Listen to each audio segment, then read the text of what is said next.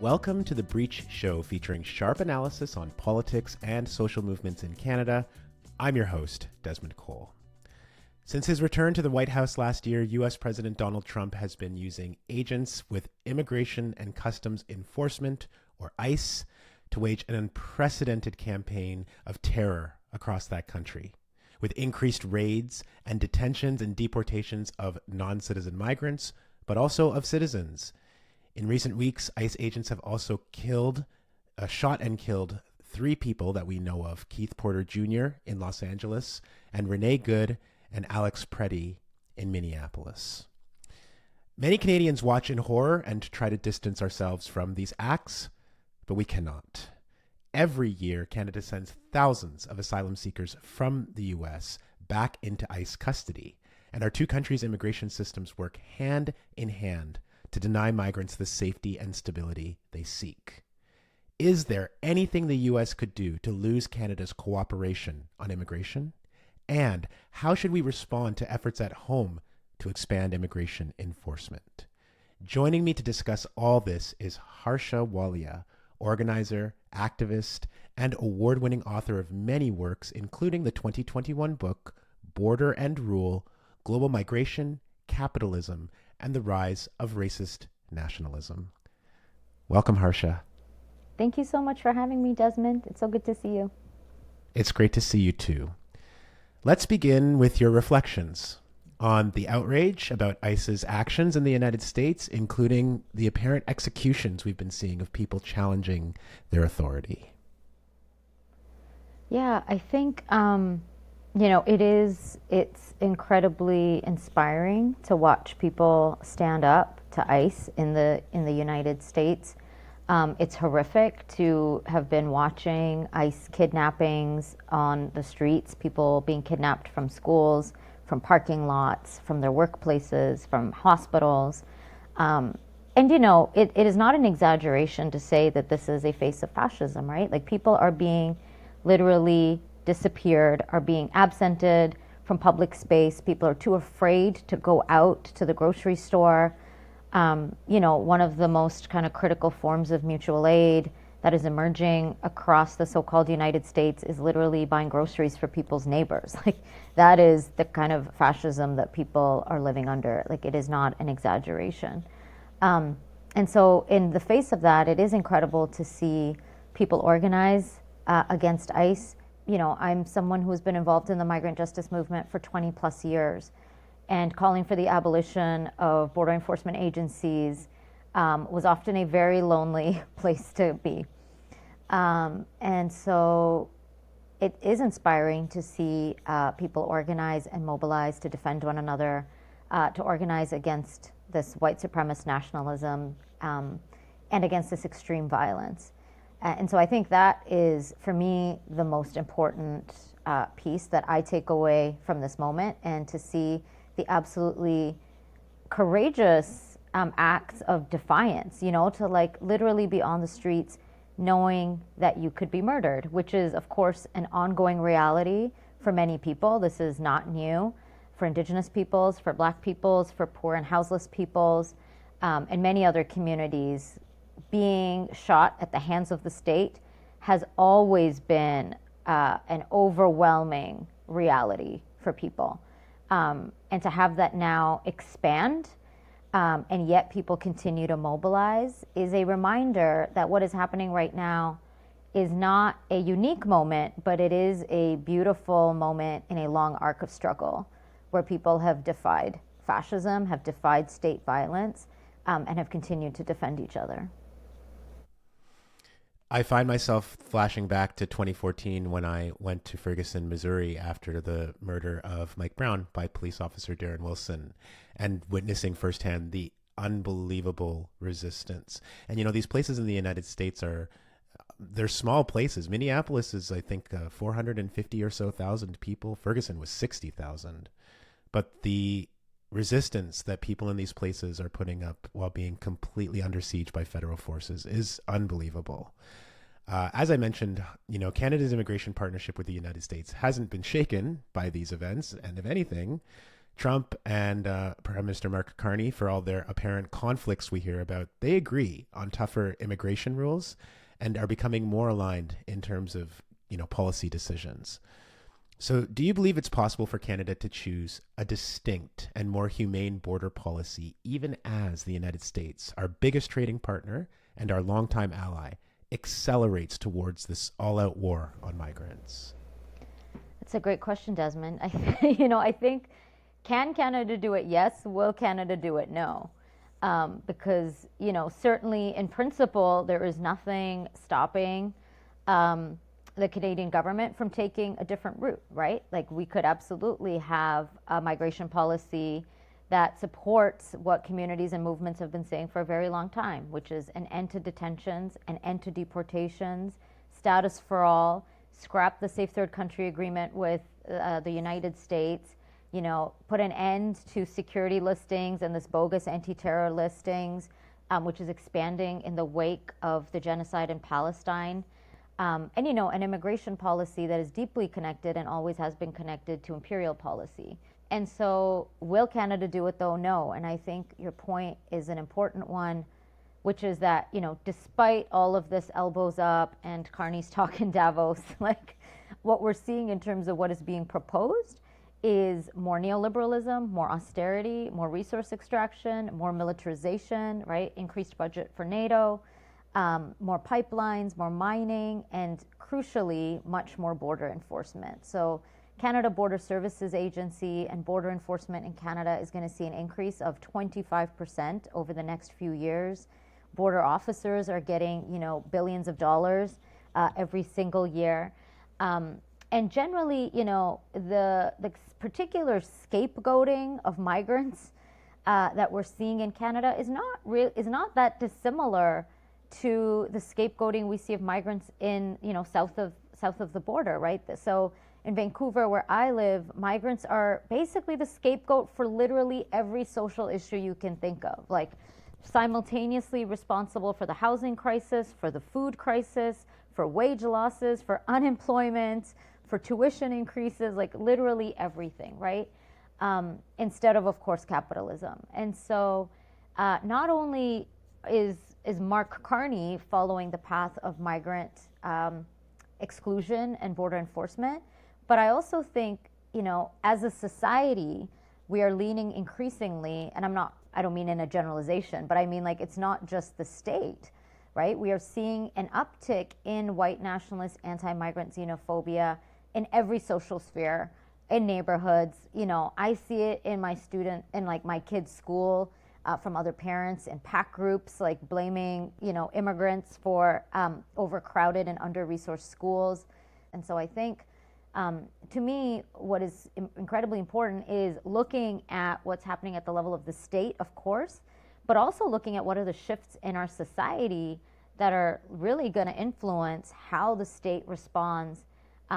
And that is also why the state is responding in this way, right? We were seeing this slow, particularly since the pandemic, this increasing anti-migrant racism coming up in so many different ways, and now it's coalescing and gaining traction at the level of state violence and state policy in Canada, in the US, but really all around the world. Quick follow-up, because you mentioned the Safe Third Country Agreement, which allows our government to direct asylum seekers who enter Canada from the United States back there, and they get sent back into ICE custody, thousands every year. Is there any serious hope in this moment, do you think, Harsha, of reviewing that agreement? Or do you think our collective efforts are better spent elsewhere? Is there an opening that you see in this moment? I think so. I mean, I think particularly with more and more people being aware of migration policy, I think some critical priorities include forcing Canada to review and scrap the Safe Third Country Agreement, because, in this moment, as we know, the United States is absolutely unsafe for asylum seekers. And there may be migrants who choose to come to Canada in that context to seek relative safety. And so, it is hypocritical on the one hand for Canadian politicians to say that they're concerned about what's going on in the United States, but then actually make it harder for people to come and seek safety and have safety and dignity in their lives by coming to Canada. And in fact, what Mark Carney did, and what Bill C-12 and Bill C-2 will do, if passed, will actually make the Safe Third Country Agreement much stronger, and it'll include more restrictions and more exclusions. And so I think this is absolutely a moment to call and demand that the Canadian government not just review the Safe Third Country Agreement, but it needs to be scrapped. Like, there is nothing that is redeemable. For those who don't know, the Safe Third Country Agreement is literally Canada's border wall. Like, it is a border wall that, since it was implemented in the early 2000s, on its, just automatically reduced the number of asylum seekers that were eligible to come to Canada by 40%. Like, that is how extreme the impacts of the Safe Third Country have been over the past 20 years.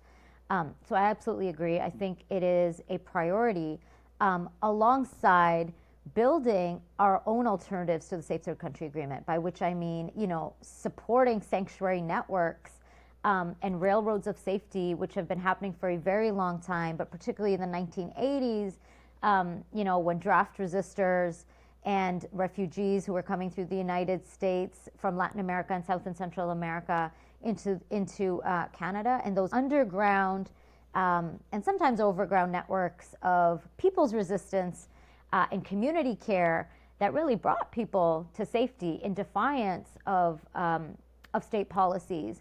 And so I think that is also an incredibly important thing for us to keep in mind is, as more and more people come here and get refused, what are we going to do and how are we going to respond? Let's dig deeper into what's happening in terms of specific policy and immigration enforcement in Canada. CBC is reporting that the Canada Border Services Agency, the CBSA, is deporting nearly 400 people every week. And this is the fastest pace of deportation in Canada in a decade.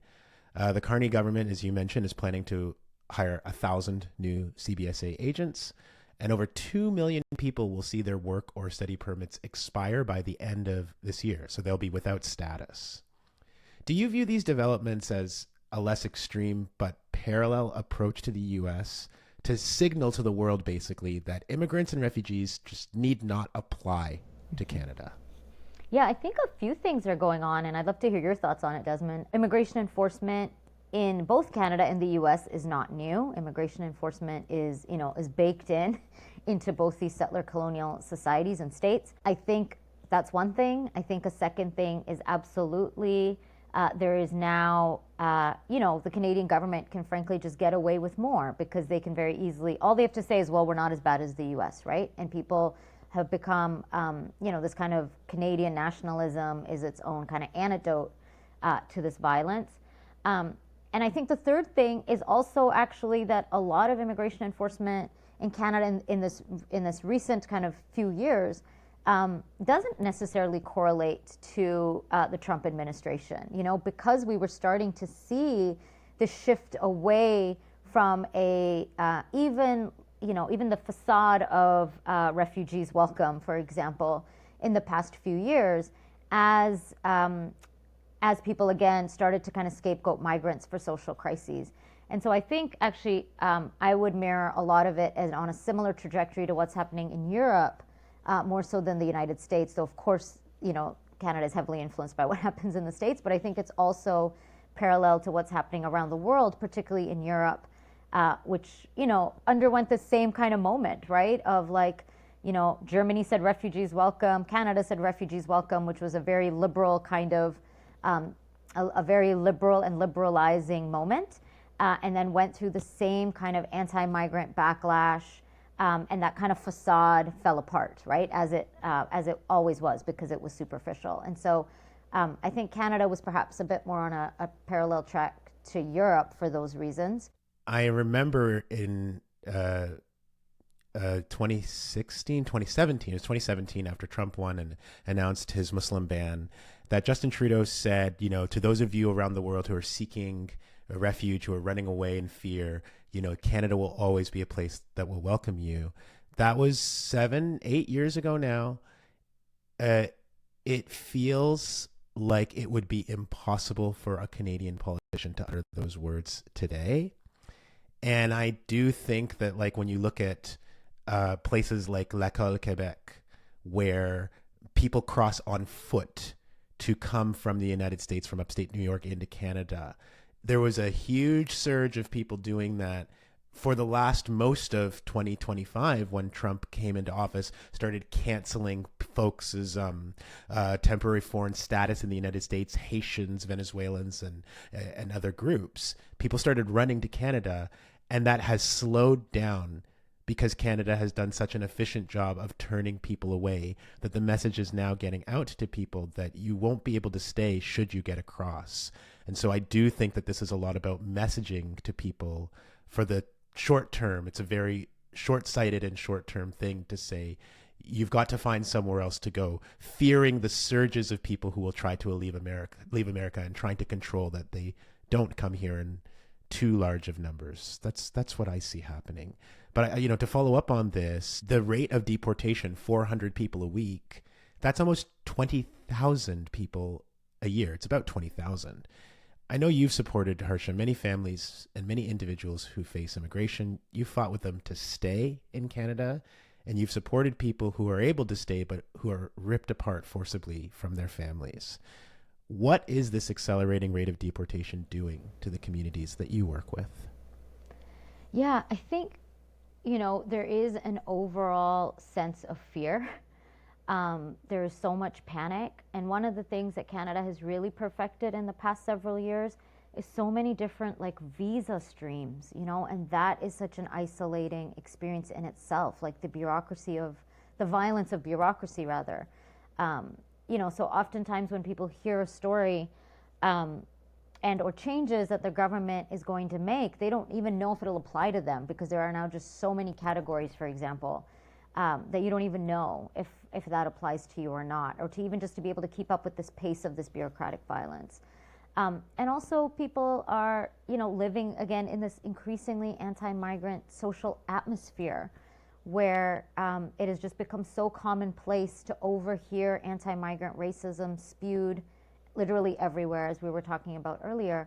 And so that creates an immense amount of fear, precarity, sense of invisibility, people telling their kids not to disclose immigration status at school with their friends, etc. And so that is its own form of criminalization too, right? And needing to quiet oneself, being afraid to take transit. Over winter, so many folks with precarious status that I know were talking to me about how there was ID checks on transit in Vancouver, and I know this is paralleled in major cities across the country. And even when there are policy proposals that are made by politicians who are not in power, they still have an incredible chilling effect on communities, right? So even when far-right politicians, whether they're provincial or federal, say and propose horrific things, like needing to carry one's citizenship card around or one's papers around, or license plates having people's immigration status, or not giving certain documents to people based on immigration status. And so that is just the first substrate layer. And then there is on top of that all of the actual material violences of, for example, being too afraid to go to your work. So, when there's a raid, sometimes it's not even known or confirmed whether a certain raid has happened, but once news of that raid spreads, then people don't go into work, right? So then you lose income, and or you're afraid because of these escalating numbers of immigration enforcement that you hear about. That's all over the news about how Canada's increasing immigration enforcement.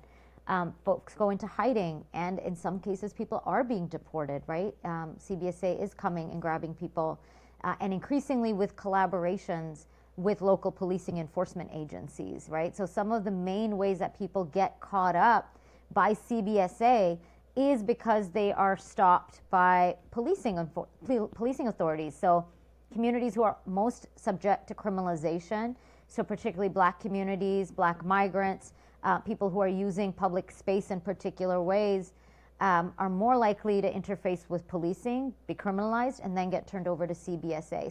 And at the same time, with more and more policing and surveillance, entering into public institutions, right? So more and more healthcare agencies either not being explicit or sometimes are collaborating with CBSA, or people believe they are collaborating with CBSA because they don't know how information is being shared. And so this is the overwhelming reality. It's fear, it's anxiety, it's family separation, and it's forcible displacement. And it is no different in effect than what people are seeing in the United States, right? People are being kidnapped and are being put onto planes and are sent away from their communities, away from their families, away from the life that they have built in their neighborhoods. So we all know the slogan that Canada is a country of immigrants, but maybe a more honest way of saying that is that Canada has been created and sustained through the exploitation of immigrants and their labor on stolen Indigenous territories. Harsha, do you think we can really sustain our economy by expelling or scaring away immigrants? Or do you see this as a temporary backlash that might have to be reversed, actually, once we can no longer fill the essential jobs that immigrants have always done in this country? Yeah, I think one of the things to really deeply understand for all of us around immigration is that racial terror of immigration works to sustain racial capitalism, right? And that it is not in Canada's or the US's interests to deport all migrants. And in fact, this is something that Donald Trump said. Of course, what ICE is doing is horrific, and ICE is, carrying out an unprecedented number of deportations and removals, as is CBSA, as you pointed out. But lesser known is that, Trump was like, oh, okay, yeah, actually, we will keep up our deportations, but we need farm workers because farmers are complaining to me and farm owners are complaining to me that they're going to run out of farm workers, right? Just proving again the commodification and exploitation and centrality of immigrant labor to sustaining the settler economy. And for Canada, it's the same. And in fact, Canada is the country who at a global level has perfected what we often know as the temporary foreign worker program that has, it's a many-headed hydra now with many kind of programs within it. But basically, this model of immigration where people are brought in temporarily, and let temporary not kind of fool you, as you know, Desmond, right? Temporary can often mean, because you've covered this and written about this extensively, can often mean generations. Like people are coming for generations. Sometimes multiple generations. If we look at, for example, farm workers from Jamaica, particularly in Ontario, have been coming since the 50s. And now there are 3 generations of farm workers who have been coming. And so Canada has perfected this model that the US actually looks to, Germany called the Rolls Royce of immigration when referring to Canada and migrant worker programs. And what the migrant worker program does is resolve the seeming contradiction between, on the one hand, this extreme racism towards migrants and this need to maintain white supremacy and this this really far right fascist, ideology of race wars and demographic shifts and things like that, while at the same time needing to maintain exploitable labor. And so these massive kind of immigration raids, what they do is, of course, enact racial terror of expulsion, but also create this overall kind of sense of precarity and exploitation, right? So not everyone is being deported, but everyone is in a condition of deportability and the fear of being deported, which makes migrants that much more susceptible, of course, to bosses and exploitation. And this is also part of what the US is relying on, right? Is not just deporting people, but keeping the farm workers, as Trump called it, but also in this real or perceived multipolar world with the failing of the American economy, is creating a fast pool of cheapened labor. And there are reports coming out from all of these cities that have been impacted in the States by ICE raids, for example, Chicago, where people are saying that now people are willing to work for almost half the amount of money that they used to get, which was already incredibly crappy wages, right? So now when they are working, they're working for even less money. And so it also reveals the myth of supply and demand, right? And the assumption would be that if immigrant workers are being deported, then somehow the wages would go up, right? That's what American workers were promised under this like ethno-nationalist idea, is if we get rid of immigrant workers, your wages will go up. But that is not what we are seeing, because that is not actually how capitalism works.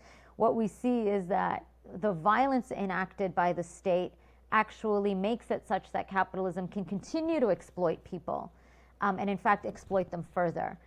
And that is also what Canada relies on, is that same logic of creating fear and deportability in order to make people much more vulnerable to capital, and to bosses and to employers and to state interests. We will never quite hit a point where Canada will stop deporting people because it thinks it needs them for labor. In general, that will continue to be the cornerstone of how Canada manages its need for cheapened labor, by treating it like a tap, right? Like turn it on when we need it, turn it off when we don't need it, and adjust accordingly. That's basically what Canada does.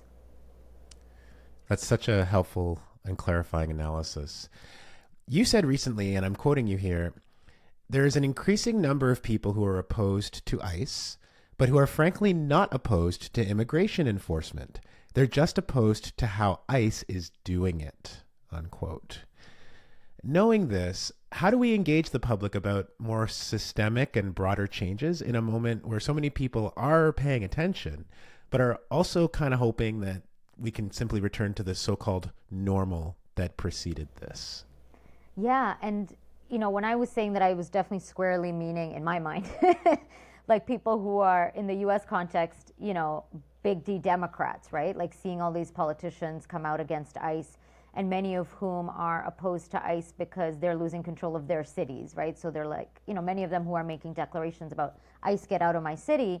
And some of them may be sincere and some come from left backgrounds, but some of them are not. And they are, big L liberal Democrats.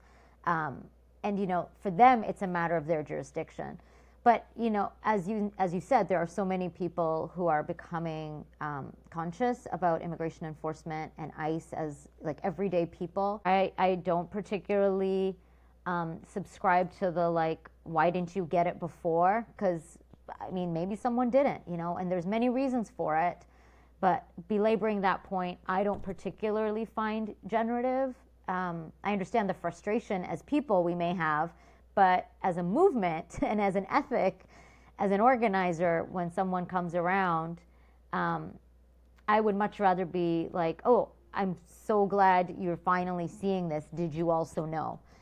Rather than, why did you never know this? And, you just berating you to the end of time. And that for me, everyone will have a different response to that, and that's fair. And I think this is a question for organizing all of the time, right? You spend all of your life hoping to get to moments where people will become radicalized or to these ideas and become radicalized to imperialism, to abolition, to liberation, and understanding that, incrementalism is not the answer. And so that is always the question of organizing, is how do we take these moments and just continue to bring people along? How do we make sure that people do not get kind of under the false illusion of fake reforms or false promises or limited reforms? ICE is just one of many agencies, right? And it's conceivable that someone will ride into power on the abolish ICE demand and say, we have abolished ICE, but really they've just dispersed all of that power to other agencies. Because also ICE is relatively new, right? Border enforcement did not start when ICE started in 2003. So it is not inconceivable that ICE in name could be abolished, because it didn't exist 30 years ago. But border enforcement will exist, right? So how do we understand that the violence that is innate to ICE is actually innate to the border? We've been seeing the resistance, you spoke about it at the beginning, in Minneapolis in particular, a place where migrant communities, where really any people of color who happen to be roaming the streets, and all those people who dare to stand with them, are literally under siege right now and have been for weeks. You've been in contact directly with people who are on the ground in Minneapolis, and I wonder what you're hearing from them that we can apply to our fight on this side of the border. You talked about the ways that people are, for example, doing mutual aid for food deliveries for people who are rightfully too afraid to leave the house right now. What other lessons, what other communications are you receiving that are enlightening and inspiring you today? I think a lot of it may seem trite. I think it's stuff that we all talk about, but I think is helpful to remember, right? Which is that we have to find ways to come together, to find ways to plug in, that it is very, very hard to resist as an individual. We can post, we can write out how we are feeling, and it is not in any way to diminish that is not important. But it is to say that the most beautiful things we create, we do with other people. And it is not to say that it only looks a particular way. It can look like many, many different things. Literally people in the US who are compiling whistle kits. Like, not everything is, looks like being on the street, even though that is such a critical part of it. Doing things like food delivery, doing things like accompaniment, doing care for those who might be on the front line, medic support, ensuring things that seem really mundane. Like, there are networks of people who are literally constantly just maintaining the administrative side of organizing, right? Which is, updating email lists, things like that. There are so many things that people can do. But it is important to be part of projects with other people. And it doesn't need to be hundreds of people. 4 people, right, can create meal trains for their neighbors. And so that to me has really stood out for reasons that are, obvious perhaps, which is that we need to be doing things with other people because it needs many of us. But I think there's also a transformative aspect of when we do things with other people, which is it reminds us how to live and be with other people, right? It reminds us of how to communicate with one another, how to resolve conflict, how to be comrades with people that perhaps we don't like as people, and all the kind of sticky edges that we have to learn and unlearn because of capitalism, right? Because capitalism has made it that we can live fairly isolated lives. Like, I can think that I know how to do because I can scroll, or I can consume food while having zero relationship to the earth that it comes from, or the people who grow it, or the people who steward the land upon which it comes from, right? Like, all of these fairly deep, intimate questions can't be resolved in isolation. We can only do them with one another. And so the transformative act of being in resistance with other people is one thing that I hear, and it's not surprising because we hear that from anyone who is in the midst of an intense struggle, is completely transformed by their surroundings. What it means to literally be on the street with other people, and again, that can look like different things. So I've been hearing that. A lot about long-term infrastructure. The infrastructures are not spontaneous. Sometimes it can seem like an uprising is spontaneous. But Minneapolis, like many other places, has a long history of resistance. The George Floyd uprising, Amazon organizing, the American Indian movement was founded in Minneapolis, and many, many other things in between. And so there's a long-term build that allows for moments of uprising to take place. And so I think that's important for us to keep in mind is, sometimes we see something and we want to mimic it immediately without perhaps understanding the slow work and infrastructures of care and community that sustain it. And so that is the work, the in-between work that we all have to be doing all the time. And maybe, the last thing is, like, each context is different, right? And so in each of our contexts, what can we do that is useful? And so, in Canada, obviously we don't want to, I particularly am not a Canadian nationalist, so I am not particularly interested in focusing my time and energies on, pretending that Canada is not the US and CBSA is not ICE. I find that, false and not fruitful. And so for each of us to ask, what can I do where I am to disrupt this, whether that's organizing against Canadian immigration enforcement policies like CBSA, or also to look at the ways in which the Canadian economy is actually deeply intertwined with the US and ICE. And so, I'm in Vancouver, And a number of things are emerging. Hootsuite has had and continue and what might be pursuing new contracts with immigration enforcement, including ICE, and Hootsuite is Vancouver-based. You know, this news is coming out about Pattison selling his warehouse to ICE in the US, you know, so there's also the ways in which we can look at Canadian complicity at many levels. World Beyond War pointed out that a number of armored vehicles used by ICE, in part, if not completely, are being manufactured, I believe, in Brampton, Ontario. That's you know, correct. so those are all, yeah, so that's, you know, those are also ways to look at how we are completely intertwined in this web of violence, such that distinctions between we are better than really fall short. Well, you talked about the slow building work of care in community, and you've been doing that for such a long time, Harsha, which is why we are so grateful for your insights and your clarity this afternoon. Thank you so much for joining us. Thank you, Desmond. I'm sending you so much love. If you like what you've heard on The Breach Show, please subscribe to the podcast. And if you want to support our work, please become a sustaining member to help us produce more journalism for transformation. And you can do that by going to breachmedia.ca/support. Thanks for listening.